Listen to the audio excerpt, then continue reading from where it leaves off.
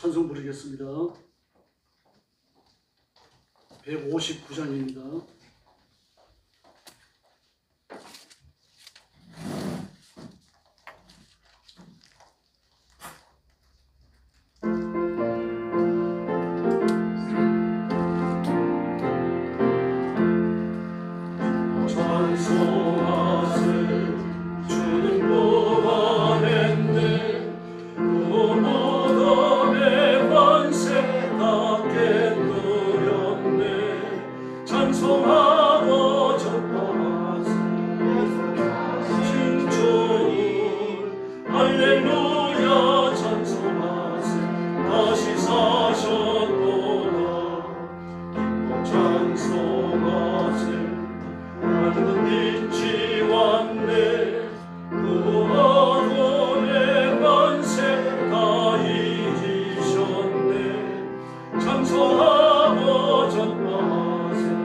대성하신 주님 할렐루야 찬송하세 다시 사셨도다 찬송하세 주님 피를 흘려 그 성량할 값을 다 치르셨네 찬송하고 전파하세 대성하신 주님 할렐루야 찬송하세 다시 사셨도다 찬송하세 죄를 사했으니 그 속죄한 은혜 다 찬송하세 찬송하고 전파하세 대성하신 주님 할렐루야 찬송하세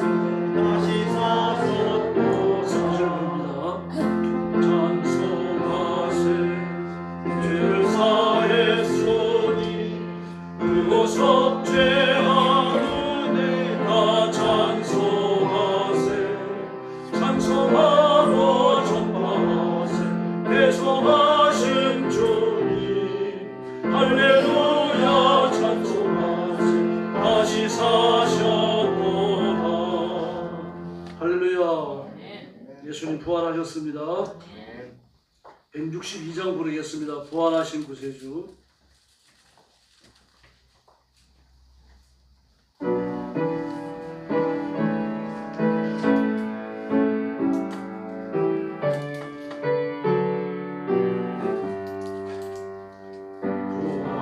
부활하신 구세주 항상 섬기네 세상 저rod에도 주 정령 사셨네 은혜로운 손길 부드러운 손길 주님과 함께 늘 계시네 예수 늘 살아계시네 주도 알려주시고 늘 말씀하시네 예수 내 구세주 예수 내 맘에 살아계시네 늘 살아계시네 온 세상 살펴보니 주 사랑 알겠네 마음이 아플 때도 주 사랑 알겠네 이 세상 것과 이기 힘주시는 주님 주나시 영광 중에 못 오시네 예수 널 살아계셔서 주도 알려주시고 널 말씀하시네 예수 예수 내 구세주 예수 내 맘에 살아계시네 살아계시네 주 있는 성도들아 기쁜 노래 주 예수 우리와 함께 다 찬양 드리세 이 세상 소망이요 참 친구 되시네 주 예수 영원토록 찬양하세 예수 예수 늘 살아계셔서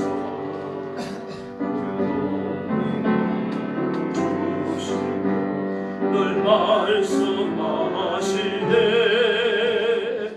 예수 예수 내 구세주 예수 내 맘에 살아계시네 늘 살아계시네 할렐루야. 164장 부르겠습니다. 예수 부활했으니.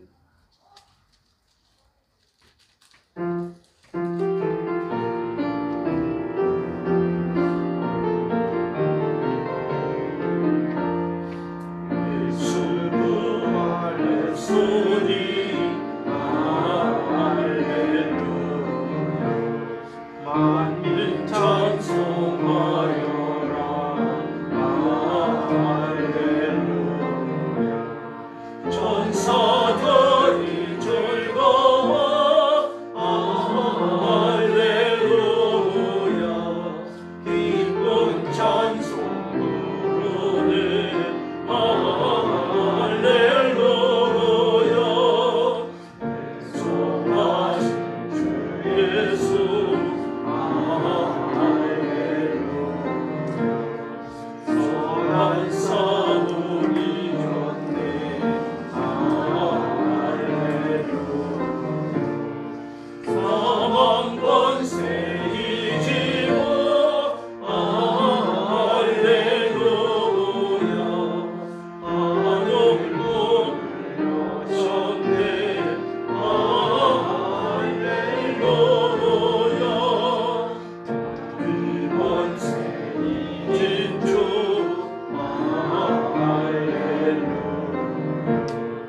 왕의 왕이 되셨네 할렐루야 높은 이름 세상에 할렐루야 널리 간구하여라 할렐루야 주와 진리 되신 주 할렐루야 부활하겠네 할렐루야 부활 생명 되시니 할렐루야 우리 부활하겠네 할렐루야 4절 부릅니다 주와 진리 되신 주 할렐루야 우리 부활하겠네 할렐루야 부활 생명 되시니 할렐루야 우리 부활하겠네 할렐루야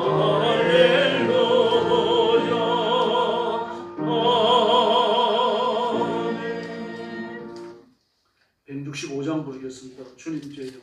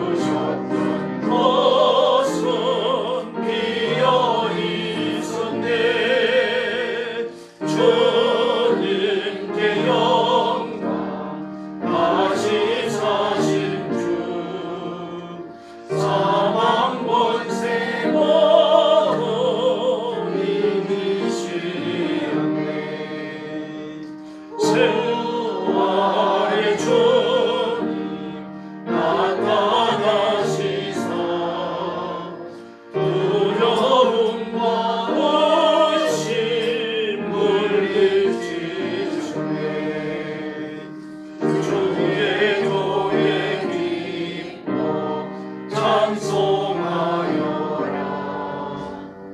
다시 사신 주님 천원이 정례 아멘. 천행세 영광 다시 사신 주 사망 권세 모두 이기시었네.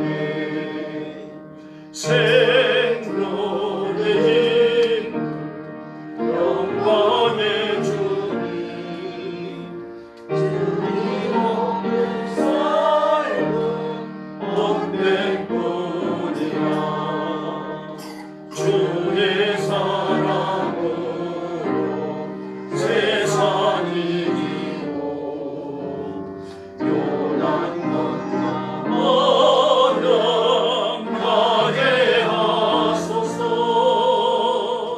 주님 제 영광 다시 사신 주 사망 권세 모두 이기시는 삼절입니다. 생명의 힘 영광의 주님 주님 없는 삶은 헛되뿐이라. 주의 사랑으로 세상이 이기고 요단 건너 어령 가게 하소서. 주님의 영광 다시 사신 주 사망 권세 모두 이기시네. 할렐루야. 167장 부르겠습니다. 즐겁도다 이날 세세의 하늘.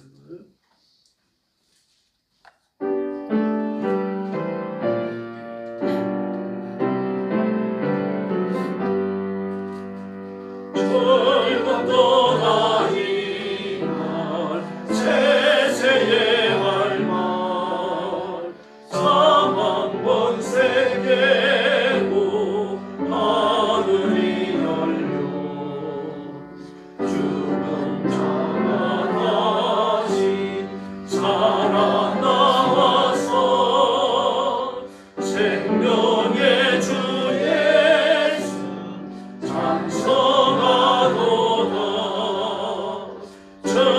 즐겁도다 이날 세세의 할 말 사망 권세 깨고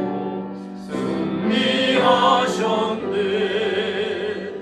부활하신 주님 나타나시니 천지 만물 모두 새옷 입었네. 꽃은 만발하고 잎이 무너져 사흘 만에 다시 살아나셨다. 즐겁도다 이날 세세의 할 말 사망 권세 깨고 승리하셨네.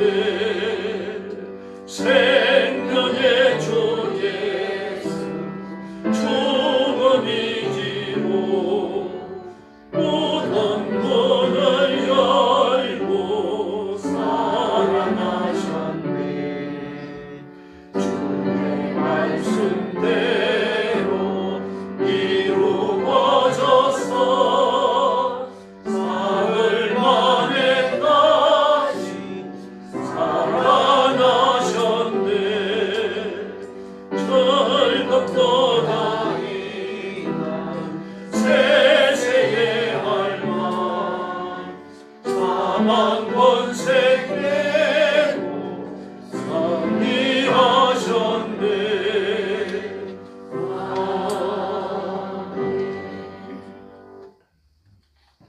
하나님 앞에 부활주일 난 예배 드리겠습니다. 드리겠습니다. 다 같이 일어서 주시기 바랍니다. 머리 숙여서 묵상 기도 드리겠습니다.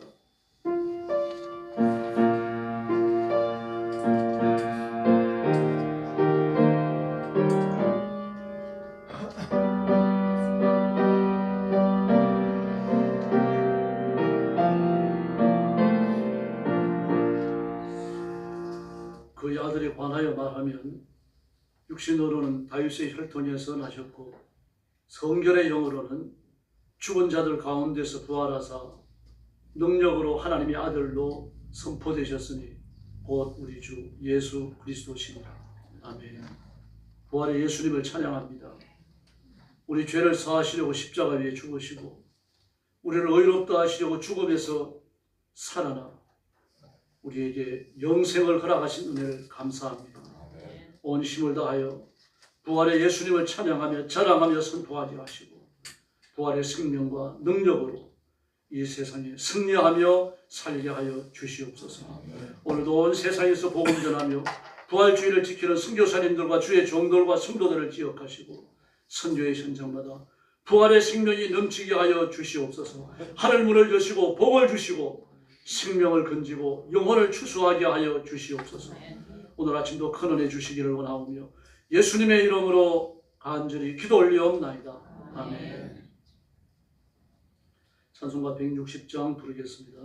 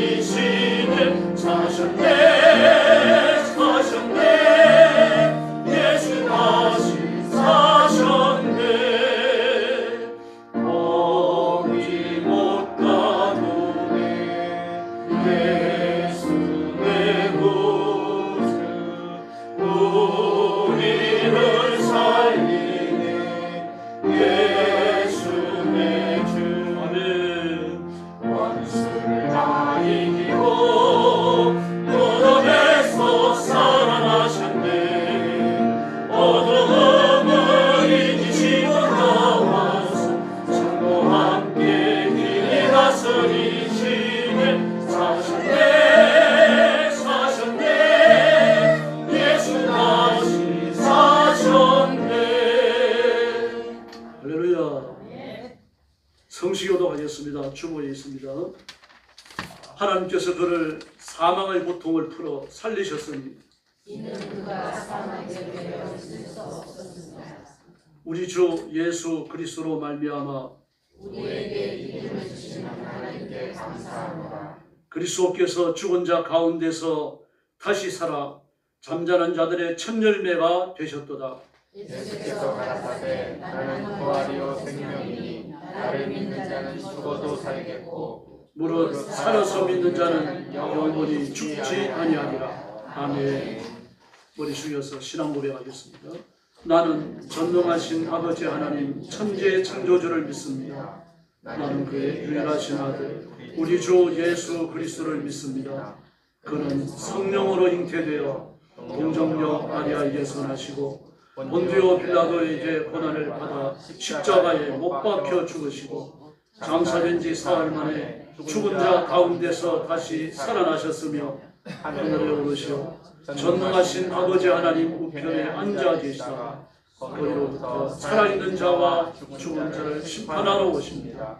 나는 성령을 믿으며 거룩한 공교회와 성도의 교제와 죄를 용서받는 것과 몸의 부활과 영생을 믿습니다. 아멘. 다 자리에 앉으셔서 161장 찬송하겠습니다.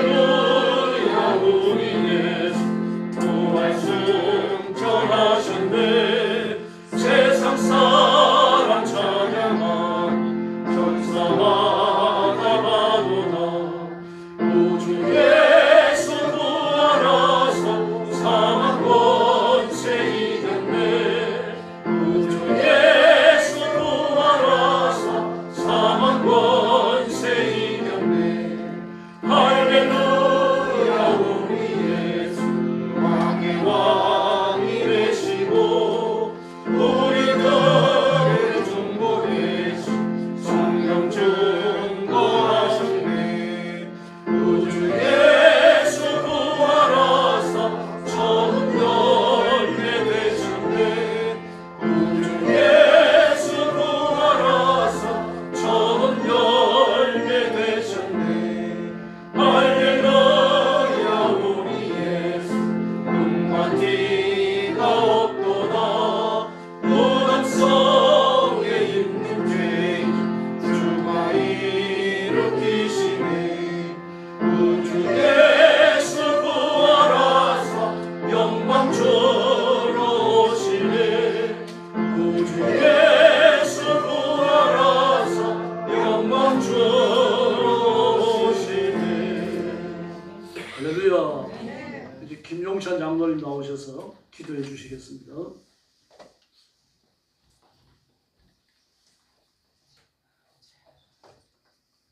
기도하겠습니다. 공의와 사랑의 하나님 아버지, 죄와 죽음의 권세를 이기시고 무덤에서 부활하신 예수 그리스도를 저희들 오늘도 믿음으로 고백하게 하시니 감사합니다. 부활의 아침을 지나 이 주일 아침에 사망 권세 이기신 주님을 찬양하오니 홀로 영광 받아 주시옵소서.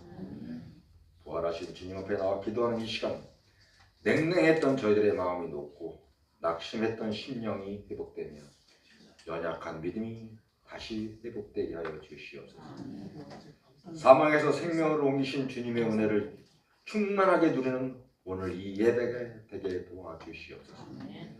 모든 것을 아시며 마음의 중심을 감찰하시는 주님, 이 시간 주님의 십자가 사랑과 부활의 능력을 기억하며 저희들의 지난 삶을 한번 돌아봅니다. 주님을 믿는다고 하면서도 여전히 눈앞에 손익계산에 휘둘리고 세상 사람들과 다르지 않게 살아온 모습을 부끄럽게 고백합니다. 매일의 피곤함을 핑계삼아 말씀과 기도를 뒤로 미뤘고 예배가 은혜가 아닌 의무처럼 여겨졌던 순간들도 있었습니다. 가족들과의 관계 안에서 사랑보다는 불평과 지적이 더 많았고 교회 안에서도 섬김보다는 판단이 먼저 앞섰던 이기적인 저희들의 마음을 내려놓습니다. 죄 가운데 우리를 방치하지 않으시고 다시 돌이킬 기회를 주시는 주님의 은혜 앞에서 오늘 진실로 회개하며 나아가오니 예수 그리스도의 보혈로 깨끗게 하여 주시옵소서. 역사를 주관하시며 이 땅의 주인 되시는 아버지 하나님, 민족과 나라를 위해 간절히 기도드립니다. 계속되는 경기 침체와 높은 신혼, 복지의 사각지대에 놓인 이웃들의 탄식이 끊이지 않는 이 땅을 공의히 여겨 주시옵소서. 청년들은 미래에 대한 확신을 잃어가고 있으며 고령의 부모들은 자녀들보다 먼저 건강과 생활의 불안을 걱정해야 하는 현실 가운데 있습니다.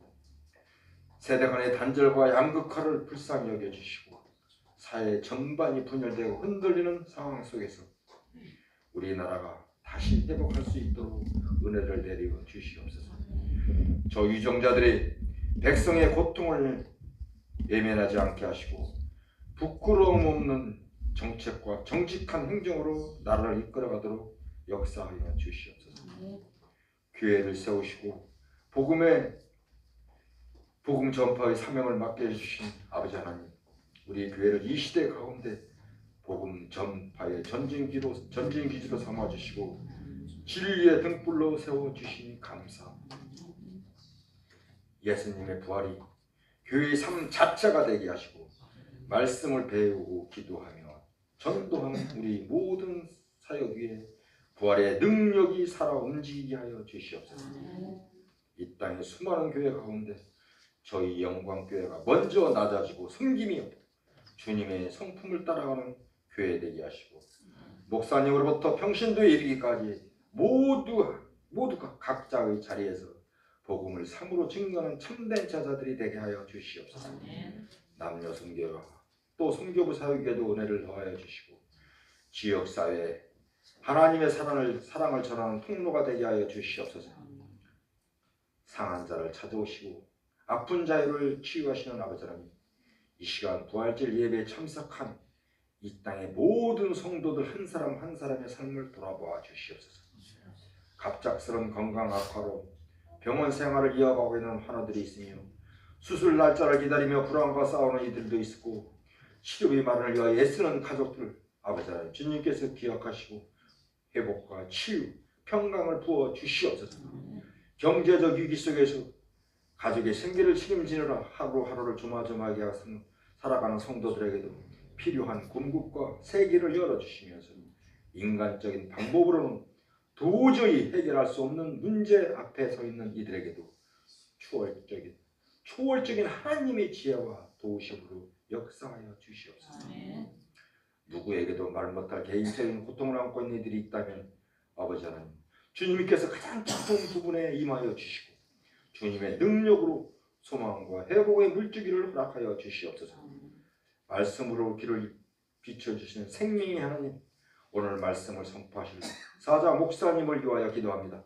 주님의 뜻을 정확하게 전할 수 있도록 성령의 지혜와 능력을 부어주시고 듣는 이들의 마음에 성령의 감동이 임하게 하셔서 말씀 한 구절 한 구절이 삶의 변화를 이끄는 통로가 되게 하여 주시옵소서. 목사님의 삶과 가정 감당하는 모든 사역 위에 주님의 평강과 보호하심을 더하셔서 늘 담대함과 기쁨으로 사명을 감당하게 하여 주시옵소서. 아버지 하나님, 복음을 들고 세계 여러 곳에서도 선교하시는 선교사님들을 기억하시어서 말씀의 씨앗이 뿌려지는 곳곳마다 복을 허락하시사 복음의 열마가 만배나 열리게 하여 주시옵소서. 이 땅 어느 곳에서건 아버지 하나님 두세 사람이 모여 주님의 부활을 찬양하는 곳곳마다 아버지 하나님 임재하시어서 은혜 위에 은혜를 더하여 주시옵소서. 오늘도 예배를 위하여 보이지 않는 자리에서 봉사하는 모든 이들에게 그들의 손길을 기억하여 주시고 흘린 땀과 시간 위에 하늘을 이루어 복으로 갚아 주시옵소서.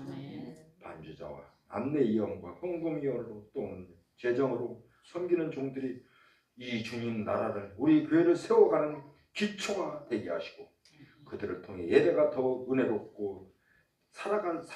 은혜롭고 살아있는 예배가 되게 하여 주시옵소서. 이 모든 말씀 죽음에서 부활하사 저희에게 생명을 주신 우리 주 예수 그리스도의 이름으로 기도드립니다. 아멘.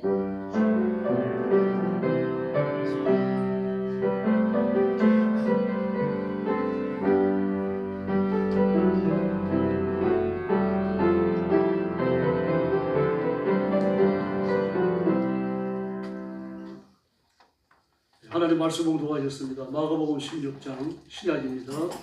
마가복음 16장 1절부터 14절까지입니다. 신약성경 85페이지 한 절씩 교독하겠습니다.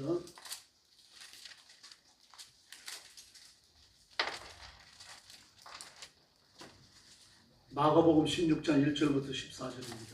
1절 말씀 제가 먼저 봅니다. 안식일이 지나매 막달라 마리아와 야고보의 어머니 마리아와 또 살로메가 가서 예수께 바르기 위하여 형품을 사다 두었다가 안식구 첫날 매우 일찍이 해돋을 때에 그 무덤으로 가며 서로 말하되 누가 우리를 위하여 무덤 문에서 돌을 굴려주리요 하더니 눈을 들어본즉 벌써 돌이 굴려져 있는데 그 돌이 힘이 크더라. 무덤에 들어가서 흰옷을 입은 한 청년이 우편에 앉은 것을 보고 놀라매 청년이 이르되 놀라지 말라. 너희가 십자가에 못 박으신 나사렛 예수를 찾는구나. 그가 살아나셨고 여기 계시지 아니하니라. 보라, 그들이 두었던 곳이니라. 가서 그의 제자들과 베드로에게 이르기를 예수께서 너희보다 먼저 갈릴리로 가시나니 전에 너희에게 말씀하신 대로 너희가 거기서 배우리라 하라 하는지라. 여자들이 보시고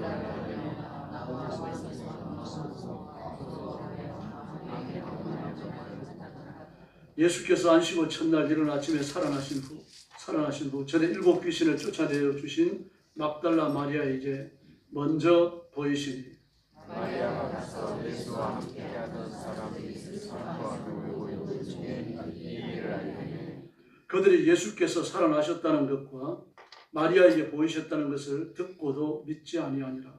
그 후에 그 늙은 두 사람이 걸어서 시골로 갈 때 예수께서 다른 모양으로 그들에게 나타나시니 두 사람이 가서 남은 제자들에게 알리었으되 역시 믿지 아니하니라. 그 후에 제자가 점심을 먹을 때 예수께서 그들에게 나타나사 그들의 믿음 없는 것과 마음이 완악한 것을 꾸짖으시니 자기가 살아나신 것을 그들에게 믿지 아니하니라. 아멘. 설교 제목은 그리스도의 부활입니다. 죽은 자가 생명을 얻어 살아났다고 하는 것은 받아들이기 어려운 일입니다. 왜냐하면 하면 땅의 질서가 아니기 때문이에요.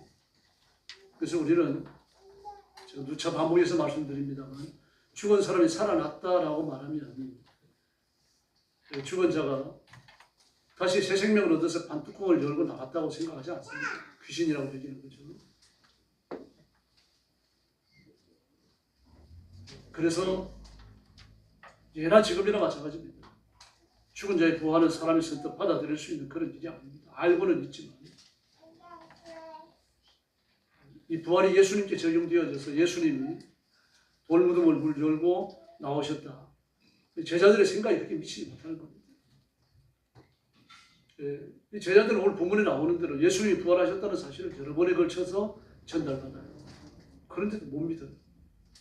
결국 예수님께서 뭐라고 말씀하십니까? 그들의 마음이 완악한 것을 꾸짖으시니 야단을 치셔야 했잖아요. 왜 못 믿느냐? 한두 사람이 나타나 증언한 것도 아니고 여러 사람의 말을 그런 증언을 너희들이 왜 못 믿느냐? 이렇게 야단을 치십니다. 예수님은 죽은 자 가운데서 살아나셨고 지금도 부활의 몸을 가지시고 천국에서 우리가 승리하고 들어오기를 기다리고 계시는 줄을 믿습니다. 예수님의 부활과 일반 우리들의 부활은 다릅니다. 우리들의 부활이라고 해가지고 우리가 죽은 후에 예수님이 오시기 전에 또 살아난다는 그런 뜻은 아닙니다. 이 땅에서 경험하는 죽었다가 살아난 사람들이 있잖아요. 구약에도 나오죠. 사라와 과부의 아들이 있고 수렘 여인의 아들이 있습니다.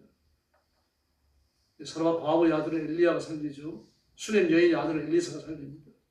또 신약으로 들어오면 예수님이 죽은 나사로를 살리시고 또 나인성 과부의 아들을 살리십니다. 뿐만 아니라 죽은 소녀도 살려내시죠. 회당장에. 베드로도 죽은 두로바를 살려냈고 바울도 죽은 유도고를 살려냅니다. 또 바울 자신이 죽었다가 살아납니다. 이런 부활과 예수님의 부활은 달라요. 왜냐고 하면요. 예수님의 부활은 부활한 그것으로 영원합니다. 그러나 그 위에 부활은 또 죽는 거죠. 시간과 공간의 제약을 받는 것이고 여전히 인간의 유약한 육신의 제약 속에 살다가 죽는 겁니다. 그러므로 예수님의 부활은 독특한 겁니다. 세상에 유를 찾아올 수 없는 거예요. 뭐 다른 죽었다가 살아난 부활이 있다. 그런 기록이 있고 그런 사실이 있다 그래갖고 예수님의 부활을 그것과 견주면 안 된다는 얘기입니다. 뿐만 아닙니다.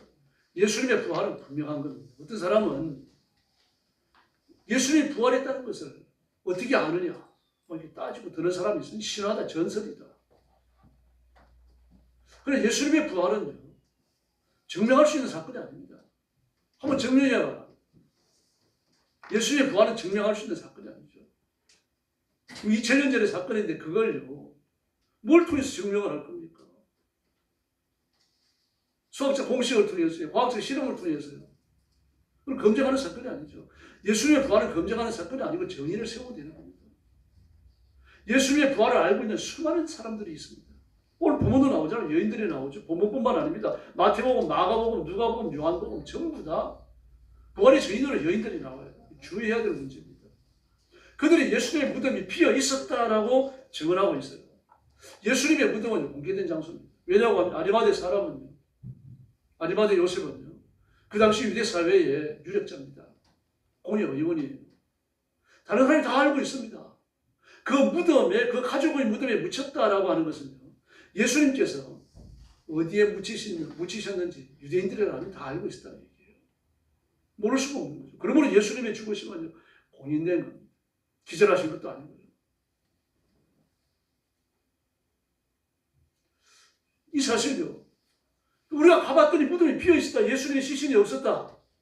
그럼 무덤을 왜 찾아갑니까? 그 예수님께서 돌아가시고 나서 바로 무덤 문으로 옮겼다고 생각하거든요. 그러므로 장례 절차를 못 치는 겁니다. 여인들의 생각이 그래요. 그래서 시신의 발을 향유와 몰약 섞은 것을 준비해가지고 예수님께 갔던 겁니다. 그러나 이미 아리마대 요셉이 장례 모든 절차를 치르고, 그리고 향유와 몰약 섞은 것을 예수님 몸에 바르고, 그리고 장례를 잘 치렀어요. 여인들은 모르는 겁니다. 두 아리마대 요셉은요, 자기가 예수 믿는다는 사실을 감췄던 사람이에요. 그러면 어쨌든 은밀하게 했던 건 틀림없이 알리지 않았어요. 자신의 무덤을 내어드렸다라고 하면 소문이 났을지라도, 그러나 예수님의 장례 절차를 치르는 것을 광고를 하고 사람들을 모으고 부고를 올리고 그래가지고 한 게 아니에요. 그럼 오늘 밤이 언제입니까? 토요일 밤이에요. 금요일 밤이에요. 내일같이 어떻게 됩니까? 안식일이 시작되죠. 그러므로 급하게 장례를 치러야 됩니다. 예수님이 장례를 급하게 치렀던 거죠. 그 사실을 모릅니다, 지금요. 모르고 예수님을 장례를 마무리하기 위하여 찾아갔던 겁니다. 가면서 걱정하는 겁니다. 무덤문을 누가 벌려줄까? 유대인들은요, 돌 무덤의 문을 남자 혼자서 움직일 수 없는 큰 문을 갖다 벌려요. 그것도 경사진, 약간 경사를 주고 밀면은 굴러 내려와가지고 무덤 문을 막도록 그렇게 되어 있습니다. 그러면 이걸 열려고 하면 경사를 올려가요. 경사를 올려 붙여야 되는 겁니다. 무덤 문을. 둥글게 생겼는데, 맷돌짝처럼 생겼는데 커요. 남자의 키보다 큽니다. 남자 혼자서 도저히 안 됩니다. 누가 우리를 위해서 무덤 문을 열어줄까? 걱정하며 갔는데 이미 열렸어요, 무덤 문이. 천사가 내려와서 무덤 문을 열고 살아나신 예수님을 영접한 줄로 믿습니다. 그리고 들어갔더니 청년이 앉아 있습니다. 그리고 예수님의 수의가 그대로 있는 겁니다. 얼굴 싼 수건만 객해 갖고 있고요. 나머지 예수님의 몸을 둘렀던 수의는요, 그래 고치가 빠져나간 것처럼, 그 나방이 빠져나간 것처럼, 빠져나가고 고치만 남은 것처럼 그래 있는 겁니다. 유대인들의 수의는 바지 저고리가 아니라고 말씀드렸죠. 유대인들이 겉옷을 둘러놓는 겁니다. 기저귀처럼 생긴 긴 천을 목부터 시작해서 발끝까지 감아놓는 거예요. 근데 그게 그대로 그 형체대로 있는 겁니다. 그리고 예수님의 몸만 빠져나간 거예요. 부활하신 예수님은 이 세상의 어떤 제약도 초월하시는 겁니다. 그걸 목적한 겁니다, 지금. 목적하고 천사들과 대화를 나누죠. 예수님께서 살아나신 후에 갈릴리로 가서 너희 제자들을, 그의 제자들을 만나겠다고 말씀하지 않으셨느냐.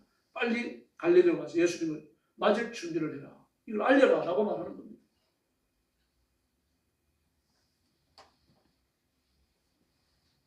근데 그 사실을 보니까 겁이 나요. 얼마나 무섭겠습니까? 이들도 사람이거든요. 그러나 천사가 눈앞에 나타났습니다. 그 영적 위압감이라고 하는 게 상상을 초월하는 겁니다. 그래서 8절에 보니까 놀라 떨며 그랬습니다. 그래서 도망했어요. 그리고 예수님께서 막달라 마리아에게 보이십니다. 근데 막달라 마리아는 동산적인 줄 알았죠. 그 동산적이가 예수님의 시신을 감춘 줄 알고 말합니다. 우리 선생님의 시신을 어떻게 했습니까? 그래서 예수님께서 나다. 그러니까 예수님을 붙들려고 했습니다. 그랬더니 나를 만지지 마라. 아직 아버지께로 올라가지 못했다. 터치하지 말라고 말씀을 하십니다. 그리고 제자들에게 가서 본 것을 전하라고 말합니다. 근데 가서 말했습니다. 그 말에 긍정적 반응을 한 사람은요, 요한과 베드로뿐. 요한과 베드로만 그 무덤으로 와서 확인하는 겁니다. 지금 확인하러 갔어요. 확인하러 갔는데 진짜 안 계십니다. 그랬더니 예수님이 살아나는 걸 그때 믿습니까? 안 믿어요. 이상하다. 시신이 진짜 없네? 누가 가져갔지? 이상하게 생각하는 거예요. 기억이더라. 이상하게 여겼더라. 그 반응이 좀 아무도 안 믿어요. 가서 말을 했지만 안 믿습니다. 예수님께서 답답하셔서 그들을 찾아오시는 겁니다. 그리고 그들의 믿음 없는 것은 야단을 치시죠. 더구나 14절 중반에 보니까 음식 먹을 때라고 말합니다. 중요한 순간이죠. 이 모든 일들의 최초의 증인이 누굽니까? 여자입니다. 이 사복음서가 똑같이 증언하고 있어요. 이게 예수님의 부활이 진짜라는 증거입니다. 왜냐고 하면 여인들의 증거는 법적 효력이 없었어요. 그 당시에. 제가 누차 말씀드렸죠. 유대인 인간관에 있어갖고요. 여인들은 남자보다 좀 못한 존재입니다. 좀 부정한 겁니다. 그러니까 사람으로 좀 부정한 거예요. 짐승은 아니지만. 남자는 사람이며 하나님의 형상을 취급받았습니다. 아담이라는 말도 남자라는 뜻이죠. 사람이라는 얘기입니다. 그런 남자입니다. 그건 하나님의 형상입니다. 그러나 하와는 아담의 갈비뼈로 만들었다 이런 생각을 가지고 있어요. 하나님의 창조에 좀 멀리 떨어져 있다. 그러므로 아담만은 못하다, 사람만은 못하다, 남자만은 못하다 그런 생각을 가졌습니다. 그래서 이 당시만 하더라도 여자들이 똑같은 죄를 짓더라도 벌을 잘 안 줬어요. 좀 부족하니까요. 미안한 표현입니다. 어울전에 와가지고 고양이가 생선을 훔쳐갔다고 그래가지고 잡아가지고 가둡니까? 벌 안 줘요. 그거 비슷했습니다. 여인들의 위치가 그랬습니다. 그러므로 여인들의 말조차 법관들이 귀담아 듣지 않았어요. 그런데도 불구하고 성경에는 여인들의 증언이 집중적으로 기록되고 최초로 기록되고 있습니다. 이 예수의 부활을 증거하는 중요한 내용입니다. 만약에 이 제자들이 이걸 꾸몄다고 하면요, 증인으로 누굴 세우겠어요? 여자를 세우겠습니까? 남자를 세우겠습니까? 뭐 이왕 조작해내는 건데요. 여인을 세울 리가 없죠. 어차피 조작하고 있는 거죠. 그러나 조작이 아니기 때문에 사실을 적시해야 되니까 여인들의 증언을 기록할 수밖에 없는 겁니다.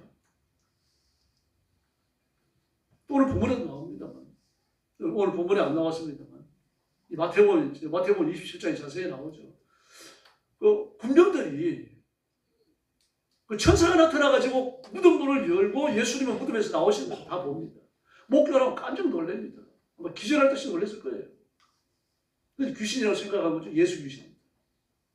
그 너무 놀래가지고 말입니다. 마을로 들어가가지고 대제사장들을 만나요. 그리고 자기들이 보고 그런 것을 전합니다. 그럴 때 대제사장들 같이 놀랍니다.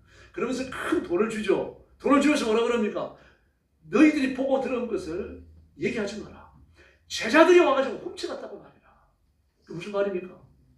제사장들도요, 대제사장들도, 유대인 지도자들도 무덤에 비었다는 사실, 예수님의 부활을 알고 있었다는 이야기입니다. 다시 말해서 예수님이 살아계시면서 자신의 부활에 관하여 누누이 설명을 하시고 이렇게 얘기를 하셨어요. 인자가 잡혔다가 3일 죽는데 3일 만에 살아난다. 여러분 반복해서 말씀하셨어요. 그런데 그 말을 유대인 지도자들은 귀담아 들었던 거예요. 그래서 예수님이 부활하셨다, 무덤 문을 천사가 열었다, 예수님 무덤에서 나왔다 그러니까 제사장들은 깜짝 놀라는 거예요. 이거 우려했던 일이 진짜로 일어났구나. 깜짝 놀라는 거예요. 그 돈을 주면서 너희들이 보고 들은 거 절대로 말하지 마라. 제자들이 와서 가져갔다고 말이라. 제사장들이 제자들보다 나아요. 유대 지도자들이. 그들은 예수님의 부활을 배역했을지언정요. 반대하고 배역하고 몰아붙이고 믿지 못하도록 말입니다. 분위기를 만들고 협박을 했을지언정 예수님이 부활했다는 사실을 믿고 있었어요. 얼마나 놀랍습니까? 제자들은 못 믿었는데 그 여자들의 말을 제자들은 못 믿었습니다. 뿐만 아닙니다. 부활하신 예수님을 목격한 수많은 증인들이 존재합니다. 여인들이 있죠. 제자들과 12제자와 또 베드로가 있죠. 500여 명이 넘는 형제들이 있죠. 야고보가 있죠. 그리고 바울 자신이 있습니다. 이뿐만 아니라 예수님이 십자가에 죽으시던 십자가에 달리시던 정오부터 오후 3시까지 말입니다. 온 땅에 어둠이 임하여 있을 때 무덤이 깨어지는 지진과 함께 죽은 자들이 살아나요.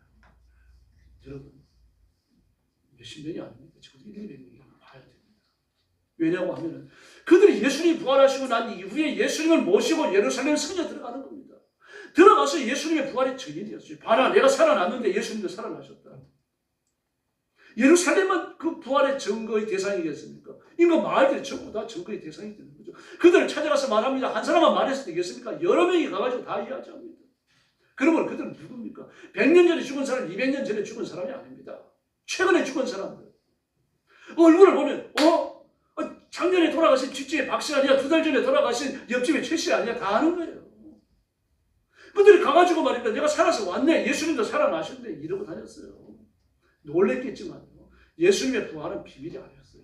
다 알고 있었어요.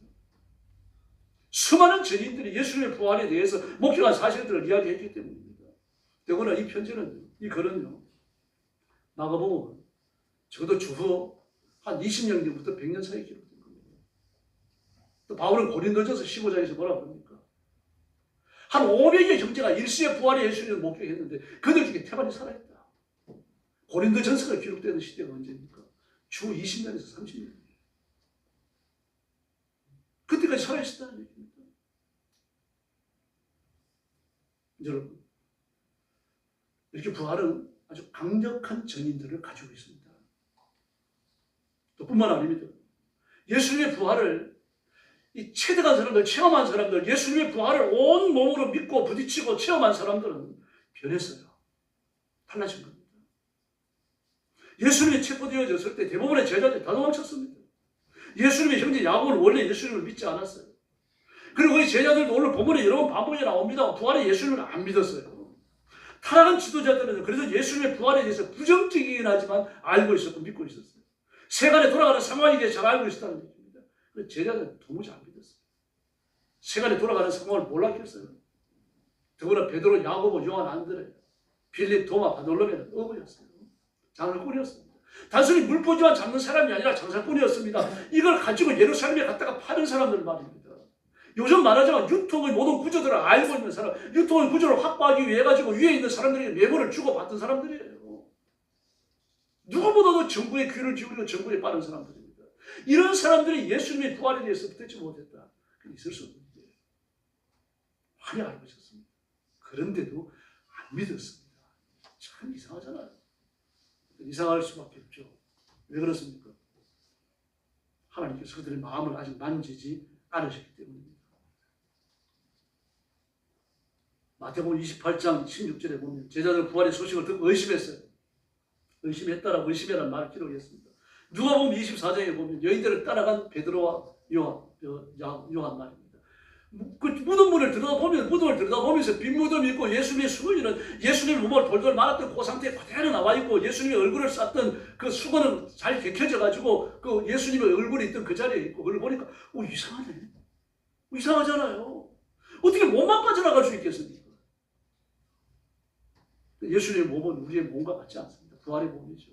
우리가 예수님이 재림하실 때 그 몸을 입게 될 줄로 믿습니다. 세속의 모든 제한을 초월하는 겁니다. 시간과 공간을 제한하는 모든 것들을 뛰어넘는 거죠. 여인을 따라간 제자들이 그렇게 생각했죠. 또 누가복음 24장에 보면 일단의 제자들은 고향으로 돌아가고 있었어요. 너무 낙심을 해서 끝났다. 집에 가 농사나 짓자. 그렇게 하고 있었어요. 요한복음 21장에 보면요. 그 예수님을 한두 번 만난 게 아닙니다. 지금요. 그런데도 불구하고 2번, 3번 반복하여 만난 그들이 베드로의 지휘 아래 갈릴리로 가서 고기를 갖고 있어요. 예수 그리스도 찾아가십니다. 그래서 예수님이 부활하신 이후에 가장 많이 하시고 심혈을 기울여 하셨던 게 뭡니까? 제자들을 설득하신 거였어요. 살아났다. 나를 좀 보고 믿으라. 이거였어요. 지금도 마찬가지입니다. 주님의 애터지게 우리가 예수님 말씀 앞에 복종하도록 부활의 생명력으로 살도록 주님께서 우리를 설득하십니다. 그리스도의 부활은 평소에 훌륭한 스승으로서 많은 사람을 감화시키고 감동시키고 변화시켰던 그 스승, 많은 사람을 죽음과 저주의 질병에서 건져주었던 스승이지만 믿기 어려웠어요. 왜 그렇습니까? 죽은 자가 살아난다라고 하는 건 자연의 질서가 아닙니다. 초자연적인 거죠. 또 과거에 죽었다가 살아난 사람들 왕왕 있었다. 1년에 한두 번이라도 있었다. 뒷집의 할아버지는 3년 전에 돌아가셨다가 살아나셨는데 뒷집의 할아버지는 61살에 돌아가셨는데 3년 후에 또 살아나셔갖고 지금 1살까지 살아계셔. 이런 사람이 한두 살이나 동네에 있었느냐? 없었어요. 초역사적 사건. 인간들의 신앙과 경쟁에 맞지 않죠. 경험을 초월하죠. 그걸 믿을 수가 없는 겁니다. 그 죽은 자가 살아났다. 여러분도 마찬가지예요. 죽은 자가 살아났다 그러면 귀신을 떠올리지. 세상을 떠난 분이 무덤문을 열고 나왔다라고 생각 못합니다. 그런데 성령님이 오셨어요. 성령님이 오시는 사도행전 2장의 사건 이후에 사람들이 확 변합니다. 성령님은 믿을 수 없는 하나님의 말씀, 믿을 수 없는 예수님의 보혈, 예수님의 심판과 재림과 천국의 영생을 믿게 해주시는 줄로 믿습니다. 우리의 마음을 열어주시는 분입니다. 성령님이 우리를 지으셨기 때문에요. 우리를 지으신 삼위일체 하나님 위에 인간을 누가 더 잘 알겠어요? 잘 알 수가 없죠. 그래서 그들은 부활하신 예수님을 만나고 부활을 체험하고 온 몸으로 체험한 이후에 부활을 증거하다가 순교하는 사람들로 바뀝니다. 실제로 예수님의 12제자 중에 요한을 제외하고 가룟 유다 대신에 들어온 마띠아까지 요한을 제외한 11제자가 다 순교합니다. 그리고 예수님의 부활을 온몸으로 체험했던 모든 사람들의 성령까지 받고 그리고 변화되어져서 전도하니까 말입니다. 예루살렘 교회가 눈부시게 진보합니다. 부활이 없었다면 제자들은 흩어졌을 것이고요.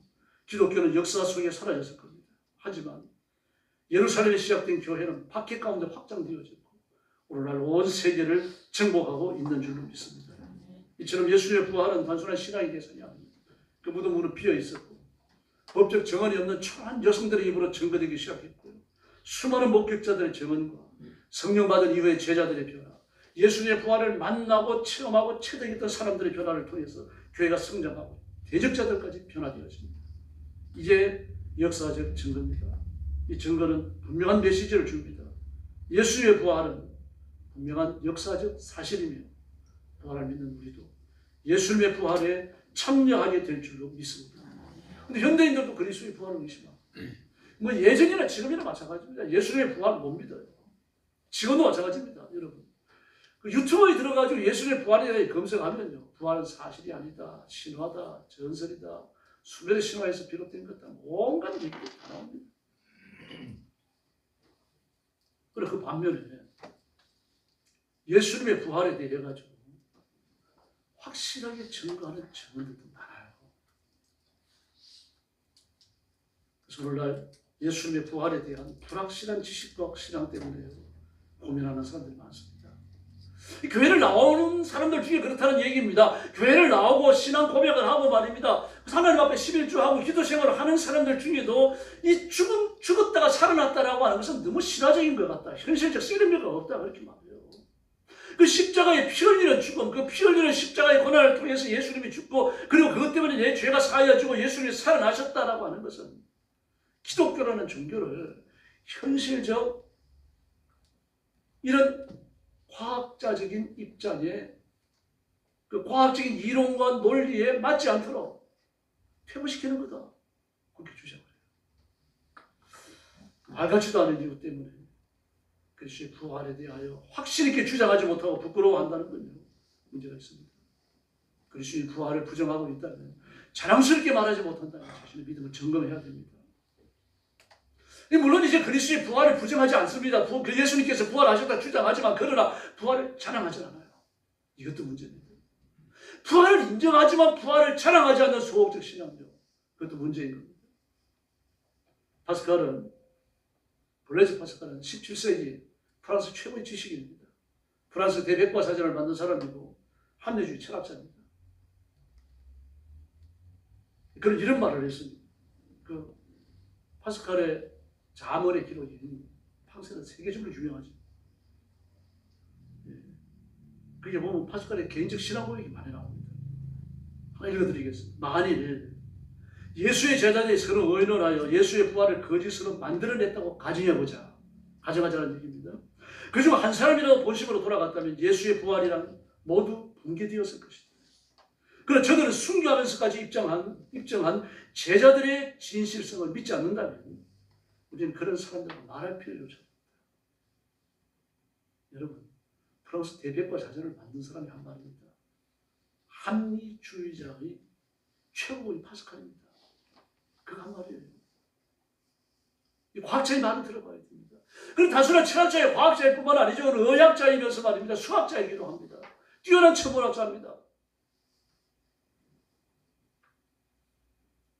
만약 그리스도의 부활이 없다면요, 저와 여러분의 죄 씻음도 용서도 하나님 자녀 되는 것도 천국에 가는 것도 영생을 얻는 것도 전부 다 가짜입니다. 이렇게 형식은 있겠지만 생명력은 없고요. 이 수없이 존재하는, 많이 존재하는 자연 종교의 하나가 될 겁니다. 성경의 모든 기록도 신화나 전설처럼 호황되게 꾸며낸 이야기로 분류될 겁니다. 그러나 우리의 죄 씻음은 그리스도의 십자가를 근거로 하고 우리의 의로움은 그리스도의 부활을 근거로 합니다. 그러므로 십자가의 대속의 죽으심과 부활은 동전의 양면과 같습니다. 둘 중에 하나만 존재하는 것은 의미가 없습니다. 십자가 아니라는 얘기입니다. 둘이 다 존재함으로 예수님은 실제로 구세주가 되는 것이며 저와 여러분은 구원받은 자인 줄로 믿습니다. 그래서 고린도전서 15장 16절로 19절에서 바울이 뭐라고 말합니까? 만일 죽은 자가 살아나는 것이 없다면 우리가 살아가는 것이 다만 이생뿐이라면 모든 사람 가운데 우리가 더욱 불쌍한 자다. 가장 불쌍하다는 이야기죠. 왜 그렇습니까? 그 가짜로 판명된 예수를 믿는 우리는 지옥 가기로 결정됐다는 이야기입니다. 그러나 그 가짜로 판명된 예수를 믿지 않는 사람들은 앞으로 올 메시아를 기다리고 있으니까 소망이 있다는 얘기죠. 그것이 부활은 되게 중요합니다.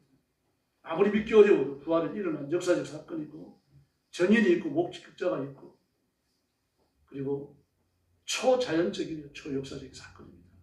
부활은 자연의 이치를 벗어난 사건인 것도 사실입니다.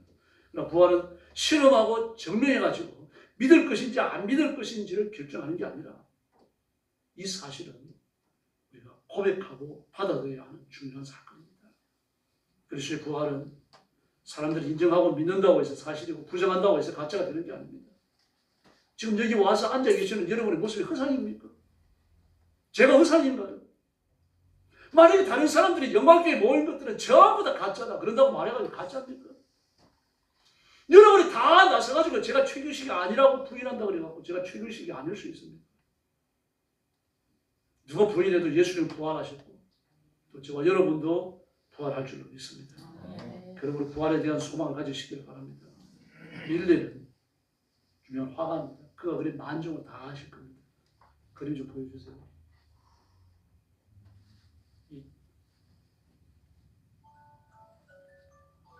이게 곰탱이 같은데요. 유명한 그림이라고요. 그런데 저 그림에 대한 두 가지 해석이 있죠. 감자씨가 들어있는 감자망태입니다. 감자씨를 넣는 시기가 막 끝났거나 한창이거나 그럴 때라고 말을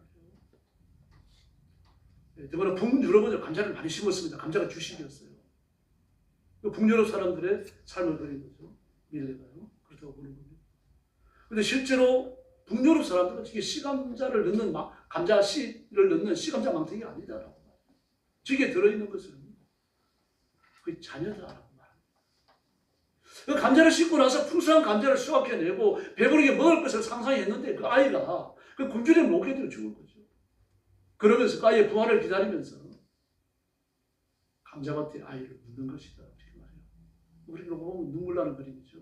그게 사실일 수 있어요. 왜냐하고 하면 실제로요. 북유럽에서는 아사자가 많이 나왔습니다.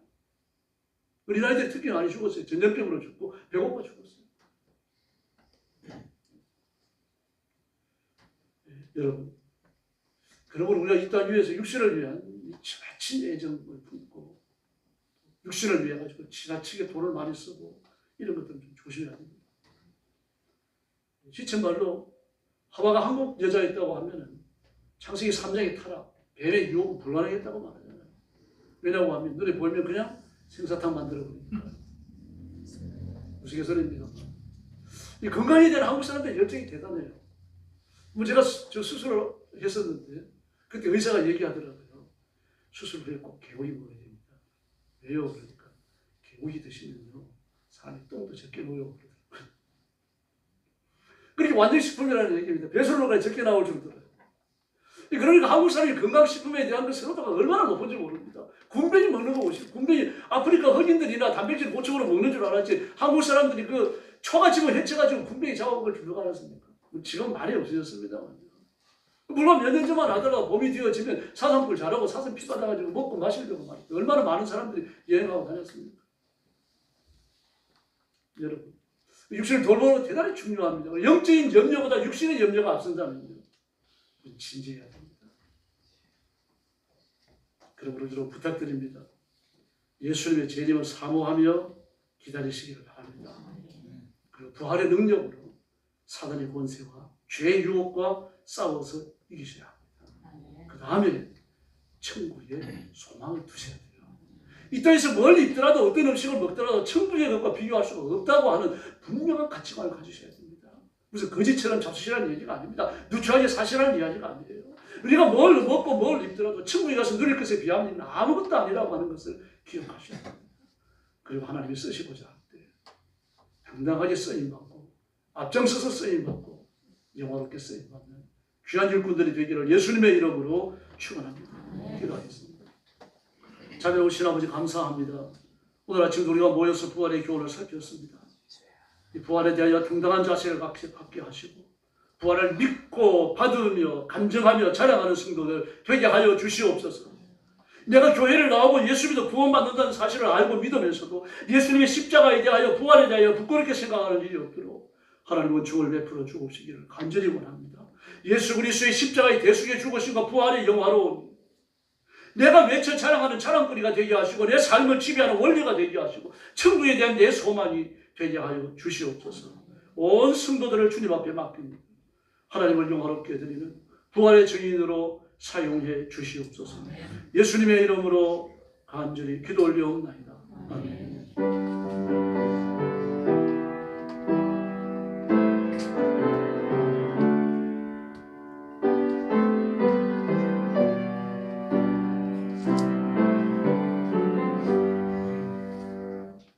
171장 찬송하겠습니다. 3절 부를 때 헌금해 주시기 바랍니다.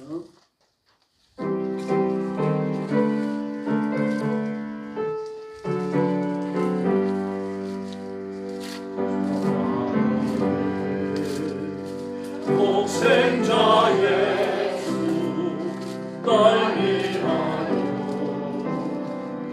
오시셨네. 내 모든 죄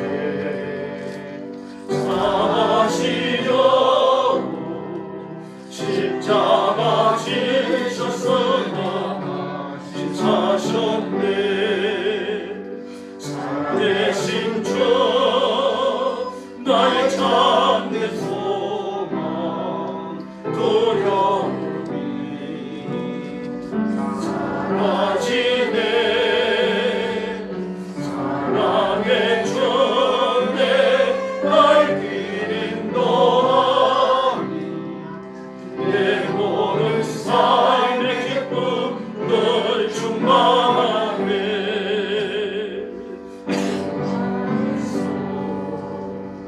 그런 날 우리 기뻐하여 찬양하리. 가슴 속에 넘치는 화신 우리의 하는 길에서 넘치네. 살아계신 주 나의 참된 소망 두려움이 사라지네. 사랑의 주내 날 길 인도하니 내 모든 삶의 기쁨 늘 충만하네. 선한 사람 다 같이 노래 우리 주님 되오리라. 선한 권세 다 물리치고 주님의 다스리며 늘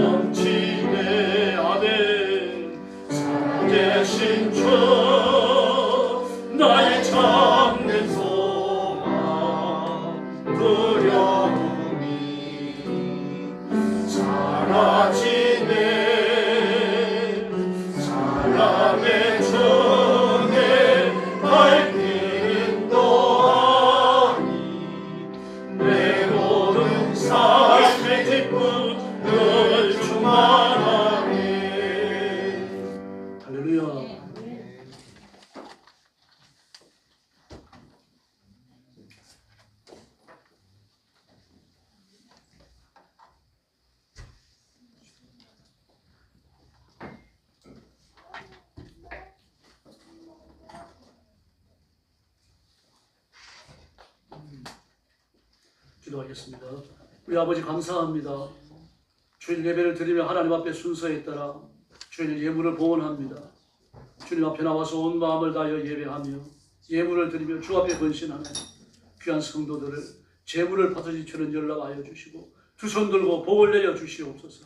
그 마음속에 그리스도의 보혈이 강물처럼 흐르게 하시고 혹시 회개하지 못한 죄가 있을지라도 용서하시며 그리스도의 피로 씻으사 깨끗게 하여 주시옵소서. 또 넘치는 부활의 생명을 주시기를 바랍니다. 육신의 정욕과 욕심과 쾌락을 따르지 아니하며 하나님 앞에 묵종하여 천국의 소망을 두고 하나님의 손길에 붙들려 영원하게 쓰임받는 일꾼들 되게 하여 주옵시기를 원합니다. 하나님 또 복을 주시기 원합니다. 자녀들을 창성케 하시고 가정이 평화롭게 하시고 하나님의 은혜가 넘치는 가정들을 삼아 주시옵소서. 물질의 복을 주시며 건강의 복을 주시옵소서. 핍절하지 않도록 도와주시고 쓰고 남는 물질로 구제하게 하시고 하나님 앞에 힘을 다하여 섬김을 다하며 충성을 할 수 있도록 역사해 주옵소서. 건강의 복을 주셔서 약값으로 치료비로 하나님이 주시는 물질이 허비되지 않도록 지켜주시기를 원합니다. 건강한 몸으로 일생 동안 충성할 수 있도록 역사해 주시옵소서. 이 물질을 주께 봉헌하오며 예수님의 이름으로 기도 올리옵나이다. 아멘.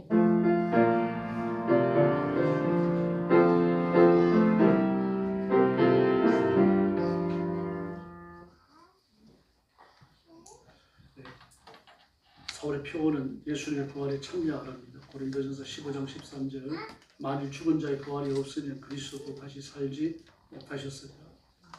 만일 죽은 자의 부활이 없으면 그리스도도 다시 살지 못하였습니다. 고린도전서 15장 13절 같이 외우겠습니다. 시작. 만일 죽은 자의 부활이 없었으면 그리스도도 다시 살지 못하였습니다. 아멘. 고린도전서 15장 13절입니다. 나라와 민족을 위해서 기도 좀 많이 해주시기 바랍니다. 우리나라가 벼락 끝에 내몰려 있습니다. 정치가 이 모양이죠. 경제도 지금 심각합니다. 지금 방산 그 사람이 뒤를 받쳐주고 있으니까 조금 이겨내고 트럼프도 우리나라에 큰 소리 못 칩니다만 이제 하나님의 은혜고 큰 한숨으로 지금 방산이 든든하게 받쳐주지 못하는 큰일 납니다. 이지스 항공 구축함이라고 그러죠. 항공모함 호위하는 대표적인 배입니다. 이 배를 미국이 만들면 7년 걸리고요. 중국은 6년이 걸려 만드는데 우리는 2년 내지 3년에 만들어야 됩니다. 그래서 세계도 다 혀를 내둘러요. 그런데 아주 우수합니다. 미국이 만든 것보다 훨씬 우수한 구축함을 만들어요. 구축함뿐만이 아니죠. 그래서 미국이 구축함 제작을 하면 우리나라에 다 맡길 것 같습니다. 그리고 이것만 보고 있으면 안 됩니다. 지금 트럼프가 막 대만하고 중국 TSMC를 때리면서 삼성이 또 다른 길을 열리고 있어요. 올라가는 삼성이 주가가 올라가기 시작하고 하나님이 참 우리나라에게 우리가 시체적으로 한 시점만 하는 말에 얼로가 먹인다고 하잖아요. 병주고 약주고 지금 그런 상황이 벌어지고 있습니다. 정신을 차리기 어려운 그런 상황이 벌어지고 있어요. 하나님은 개인이나 국가나 그 모든 것을 한 장의 그림 판도라고 보십니다. 그래서 기도하셔야 됩니다. 하나님 은혜 주시면 정치판도 평화롭게 바뀔 줄로 믿습니다. 야당이 됐든 여당이 됐든 다 회개하고 예수 믿어야 돼요. 그리고 정말 하나님 앞에 충성하고 백성들 앞에 충성해야 됩니다. 그래서 그런 정치판이 세워지도록 기도해 주시고 그런 소망을 갖고 하나님 앞에 엎드려 주시기 바랍니다. 선교사님들을 위해서 기도해 주시고요. 여러분 열심히 참석하셔서 새벽기도 총증문 잘 마쳤습니다. 딱 한 사람 안 나왔습니다. 참석하지 못한 그 한 분 딱 안 나왔어요. 그리고 오늘 부활주일이잖아요. 근데 안수 집사님 한 분 나오시고 권사님 두 분 나오시고요. 매일 나오셔야 됩니다. 그리고 특별히 주일 새벽에 중직을 맡으신 분들은 생명 걸고 나오세요. 새벽기도. 일주일에 주일 한 절 딱 한 번 나와갖고는 안 돼요. 여러분 쓰러집니다. 그렇게 하시고 더구나 교회에 중요한 절기까지 부활주일이 얼마나 중요한 절기입니까? 이런 절기에도 새벽 예배 안 나오시는 강심장이 되셨다는 것은 좀 신앙이 퇴보하고 있다는 증거 아닌지 스스로 점검하셔야 돼요. 절기 때는 무조건 나오시고 주일날도 나오시고요. 평일날도 나오시면 좋겠고요. 직장에 나가면서 매일 새벽 예배 나오시는 분 계세요. 여러분들이 매일 나오시라고 말 못하겠습니다. 그 나오십시오. 주일날하고 절기 때 무조건 나오시고 그래 주시기 바랍니다. 그리고 5월 11일 주일에 우리가 피택했던 그 장로 피택자, 권사 피택자 위해 가지고 임직시 거행합니다. 그래서 5월 11일은 오후 3시에 합니다. 이 노회에서 손님들이 오시는데 오전 예배 마치고 오시기 때문에 오후 3시로 정했고요. 그래서 그 5월 11일 날은 오후 3시에 온 성도들이 빠짐없이 다 나오도록 지금부터 준비들을 하시고 서로 연락들을 좀 해주시기를 바랍니다. 옆에 계신 분들하고 인사 나눠주시기 바랍니다.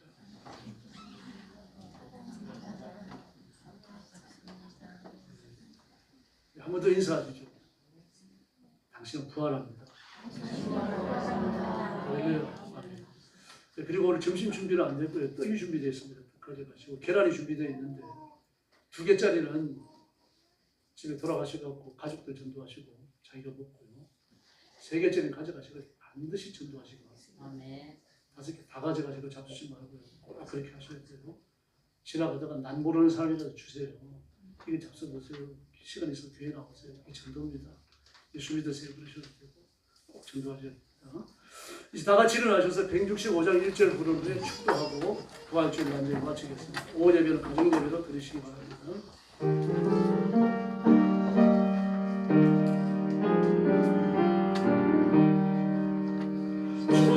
주님께 영광 다시 사신 주 사망 권세 모두 이기시네 이 옷 입은 천사 돌을 옮겼고 누우셨던 곳은 비어 있었네 주님께 영광 다시 사신 주 사망 권세 모두 이기시네.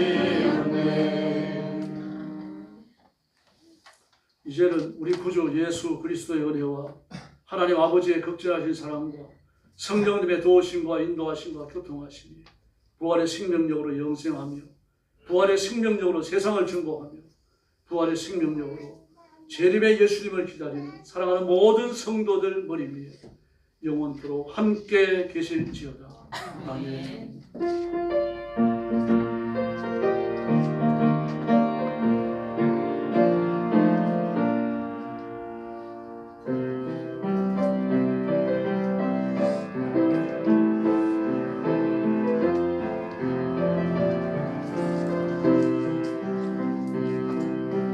주님 다시 오실 때까지 나도 이 길을 가리라 좁은 길 나의 십자가 줘 나의 가는 이 끝에서 나는 주님을 보리라 영광의 주님 나를 맞아주시 주님 다시 오실 때까지 나는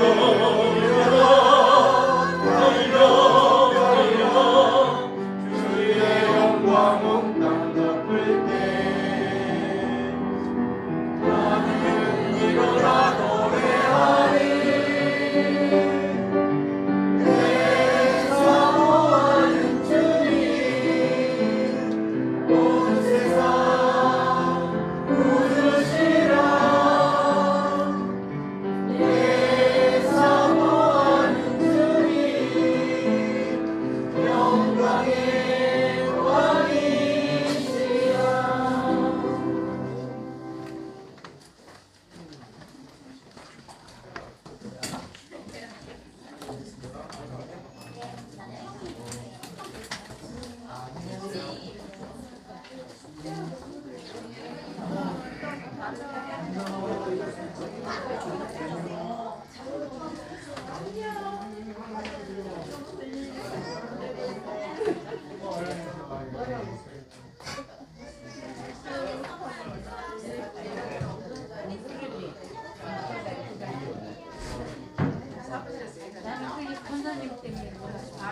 그들이 가서 앉아. 영어 가서.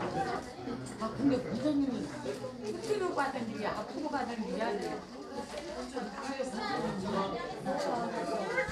내 아빠 10만 원.